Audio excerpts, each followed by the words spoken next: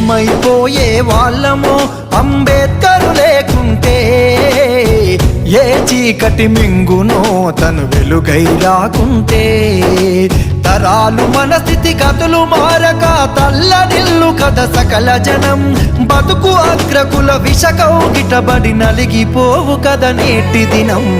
ఏమైపోయే వాళ్ళమో అంబేద్కర్ లేకుంటే, ఏ చీకటి మింగునో తను వెలుగై రాకుంటే.